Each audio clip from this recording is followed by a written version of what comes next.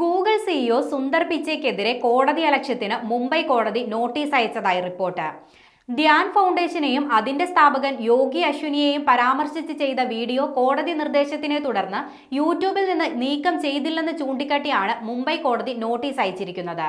പഗണ്ടി ബാബാക്കി കാർട്ടൂട്ട് എന്ന പേരിൽ യൂട്യൂബിൽ അപ്ലോഡ് ചെയ്ത വീഡിയോ യൂട്യൂബിൽ നിന്ന് പിൻവലിക്കണമെന്ന് 2022 മാർച്ചിൽ ഉത്തരവിട്ടിരുന്നു. എന്നാൽ ഇത് നടപ്പിലാക്കുന്നതിൽ തുടർച്ചയായി വീഴ്ച വരുത്തിയ യൂട്യൂബിനെതിരെ 2023 നവംബർ 21 ബെല്ലാഡ് പിയറിലെ അഡീഷണൽ ചീഫ് ജുഡീഷ്യൽ മജിസ്ട്രേറ്റ് കോടതി നടപടി സ്വീകരിക്കുകയായിരുന്നു. കഴിഞ്ഞ വർഷം ഒക്ടോബറിൽ കോടതിയലക്ഷ്യ ഹർജി നൽകിയെങ്കിലും കഴിഞ്ഞയാഴ്ചയാണ് യൂട്യൂബിനും ഗൂഗിൾ സിഇഒയ്ക്കും കോടതി നോട്ടീസ് അയച്ചത്. യോഗി അശ്വിനിയെയും ധ്യാൻ ഫൗണ്ടേഷനെയും അപകീർത്തിപ്പെടുത്തുന്ന തരത്തിലുള്ള വീഡിയോ മനഃപൂർവ്വം നിർമ്മിച്ചതാണെന്നും ഇത് നീക്കം ചെയ്യണമെന്നും കാണിച്ചായിരുന്നു ഹർജിക്കാർ പരാതി നൽകിയത്. ഇന്ത്യയിലോ വിദേശത്തോ വീഡിയോ പ്രദർശിപ്പിക്കുന്നത് മൃഗസംരക്ഷണ സംഘടനയായ ധ്യാൻ ഫൗണ്ടേഷനും യോഗി അശ്വിനിക്കും അപകീർത്തികരമാണെന്നും ഹർജിയിൽ പറഞ്ഞിരുന്നു.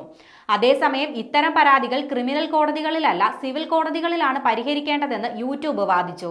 എന്നാൽ കേസ് IT നിയമത്തിന് കീഴിൽ വരുന്നതാണെങ്കിലും ഇത്തരം കേസുകളിൽ ക്രിമിനൽ കോടതി ഇടപെടുന്നതിനെ IT നിയമം വ്യക്തമായി തടയുന്നില്ലെന്നും കോടതി ചൂണ്ടിക്കാട്ടി. കേസ് കൂടുതൽ വാദങ്ങൾക്കായി 2025 ജനുവരി 3 മാറ്റിവെച്ചിരിക്കുകയാണ്.